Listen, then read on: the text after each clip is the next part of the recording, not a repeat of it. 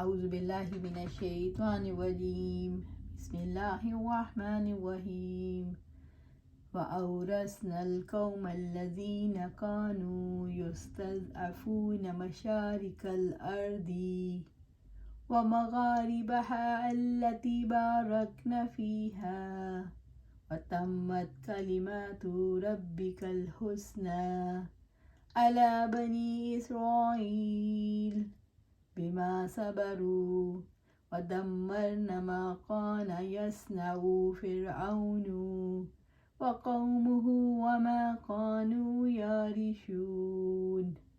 اور جو لوگ کمزور سمجھے جاتے تھے انہیں ہم نے اس زمین کے مشرقوں اور اس کے مغربوں کا وارث بنا دیا جس میں ہم نے برکت رکھی ہے، اور آپ کے رب کی بہترین بات بنی اسرائیل پر پوری ہو گئی کیونکہ انہوں نے صبر کیا، اور ہم نے فرعون اور اس کی قوم کا وہ سب کچھ تباہ کر دیا جو محلات وہ بناتے تھے اور جو عمارتیں وہ بلند کرتے تھے۔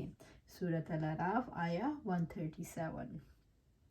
فرعون کی غرقابی کے بعد اللہ تعالیٰ نے کمزور سمجھی جانے والی قوم بنی اسرائیل کو برکت والی زمین یعنی فلسطین کے مشرق اور مغرب کا وارث بنا دیا۔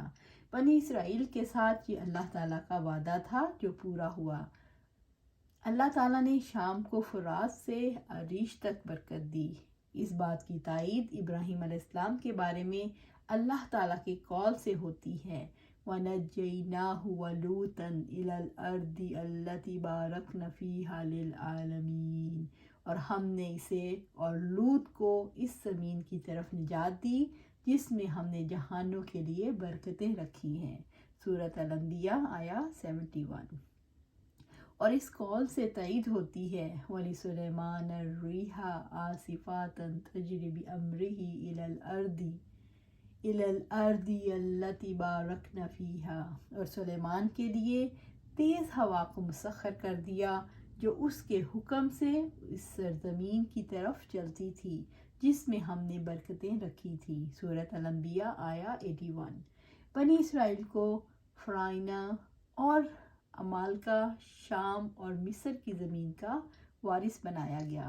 یہ حکمرانی انہیں اس وقت نصیب ہوئی جب موسیٰ علیہ السلام نے ان سے کہا، قال موسیٰ لقومہ استعینوا باللہ واصبروا ان الارض للہ یورثها من یشاء من عبادہ والعاقبۃ للمتقین۔ موسیٰ علیہ السلام نے اپنی قوم سے کہا، تم اللہ تعالیٰ سے مدد مانگو اور صبر کرو، یقیناً زمین اللہ سبحانہ تعالیٰ کی ہے اور وہ اپنے بندوں میں سے جسے چاہتا ہے اس کا وارث بنا دیتا ہے، اور اچھا انجام متقیوں ہی کے لیے ہے۔ سورۃ الاعراف آیا 128۔ الَّتِی بَارَکْنَا فِیہَا، جس میں ہم نے برکت رکھی ہے، جس میں وہاں کے باشندوں کے لیے خیر کو دائمی ثبات ہے۔ وَتَمَّتْ کَلِمَاتُ رَبِّکَ الْحُسْنَى عَلَى بَنِی إِسْرَائِیلَ بِمَا صَبَرُوا، جس میں ہم نے برکت رکھی ہے اور آپ کے رب کی بہترین بات بنی اسرائیل پر پوری ہو گئی کیونکہ انہوں نے صبر کیا۔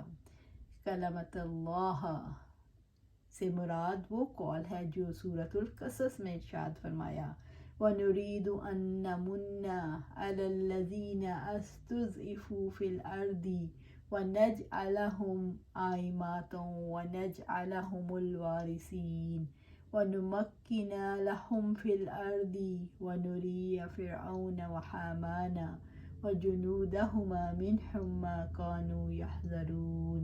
اور ہم ارادہ رکھتے تھے کہ ان لوگوں پر احسان کریں جو زمین میں نہایت کمزور کر دیے گئے تھے، اور ہم انہیں رہنما بنا دیں اور ہم انہیں وارث بنا دیں اور ہم انہیں زمین میں اقتدار دیں، اور ہم فرعون، حامان اور ان کے لشکروں کو ان سے وہی کچھ دکھلا دیں جس سے وہ ڈرتے تھے۔ سورۃ القصص آیا 5 اور 6۔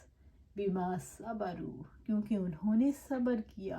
بنی اسرائیل کی مدد صبر کی وجہ سے کی گئی۔ صبر سے مراد اپنے آپ کو کنٹرول کر کے اللہ تعالیٰ کے طریقے پر ثابت قدم رہنا۔ صبر کے بغیر انسان کون کون سے ایمانی مراحل سے نہیں گزر سکتا۔ صبر اہل ایمان کی نمایاں خصوصیت ہے۔ اہل ایمان کی زندگی صبر کی زندگی ہے۔ صبر کے بغیر انسان حق کا اعلان سن کر مان نہیں سکتا۔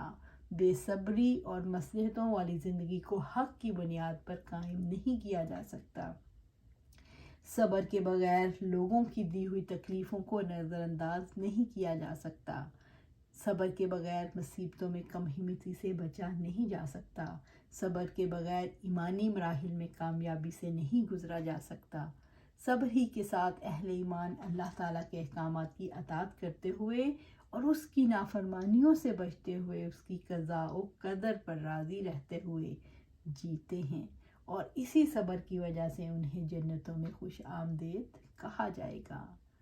وَدَمَّرْنَا مَا كَانَ يَصْنَعُ فِرْعَوْنُ وَقَوْمُهُ وَمَا كَانُوا يَعْرِشُونَ، اور ہم نے فرعون اور اس کی قوم کا وہ سب کچھ تباہ کر دیا جو محلات وہ بناتے تھے اور جو عمارتیں وہ بلند کرتے تھے۔ وَدَمَّرْنَا مَا كَانَ يَصْنَعُ فِرْعَوْنُ وَقَوْمُهُ، اور ہم نے فرعون اور اس کی قوم کا وہ سب کچھ تباہ کر دیا جو محلات بناتے تھے۔ وہ مضبوط بنیادوں والی عمارتیں اور بلند و بالا محلات بناتے تھے۔ اللہ تعالیٰ نے ان کی اعلیٰ شان عمارتیں اور محلات برباد کر دیے۔ یارشون، اس سے مراد وہ چڑھاتے تھے، یعنی انگوروں کی بیلیں اپنی چھتوں پر چڑھاتے تھے۔ اس سے مراد یہ بھی ہو سکتی ہے کہ وہ تعمیرات کرتے تھے۔ رب العزت نے فرمایا، کم ترکوا من جنات وعیون وزروع ومقام کریم ونعمت کانوا فیہا فاکہین کذالک وَأَوْرَثْنَاهَا قَوْمًا آخَرِينَ، وہ کتنے ہی باغات اور چشمے چھوڑ گئے اور کھیتیاں اور شاندار قیام گاہیں اور وہ سامان عیش جن میں وہ مزے اڑانے والے تھے، اسی طرح ہم نے دوسری قوموں کو ان کا وارث بنا دیا۔ سورۃ دخان آیا 25 سے 28۔ وَجَاوَزْنَا بِبَنِي إِسْرَائِيلَ الْبَحْرَ فَأَتَوْا عَلَىٰ قَوْمٍ يَعْكُفُونَ عَلَىٰ أَصْنَامٍ لَهُمْ قَالُوا يَا مُوسَىٰ اجْعَل لَّنَا إِلَٰهًا كَمَا لَهُمْ آلِهَةٌ قَالَ إِنَّكُمْ قَوْمٌ تَجْهَلُونَ، اور ہم نے بنی اسرائیل کو سمندر سے پار اتارا تو وہ ایک قوم پر آئے جو اپنے بتوں پر جمے بیٹھے تھے۔ انہوں نے کہا، اے موسیٰ علیہ السلام، ہمارے لیے بھی کوئی معبود بنا جیسے ان کے کچھ معبود ہیں۔ موسیٰ علیہ السلام نے کہا، یقیناً تم لوگ جہالت کی باتیں کرتے ہو۔ سورۃ الاعراف آیا 138۔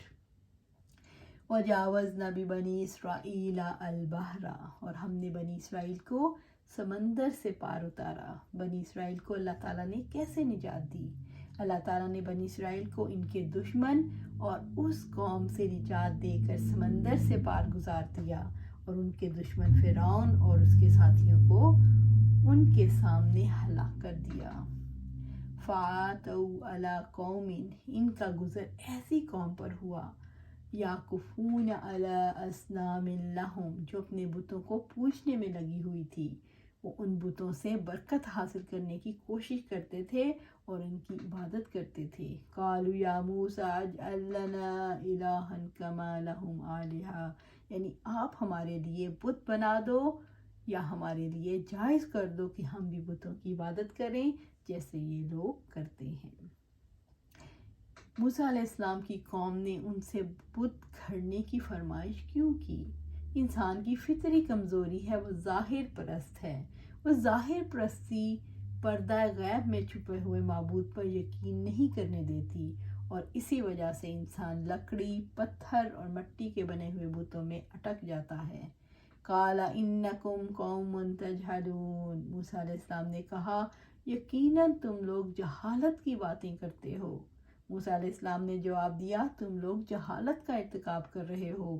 اس سے بڑھ کر جہالت اور نادانی کیا ہو سکتی ہے کہ کوئی اپنے خالق اور مالک سے جاہل ہو جائے اور چاہے کہ غیر اللہ کو اس کا شریک بنائے، جو نہ نفع کے مالک ہیں نہ نقصان کے، نہ زندگی کے مالک ہیں نہ موت کے، نہ موت کے بعد اٹھائے جانے کے۔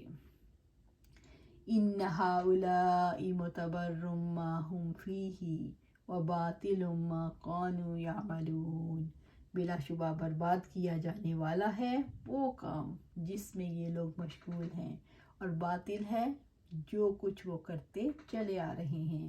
سورۃ الاعراف آیا 139۔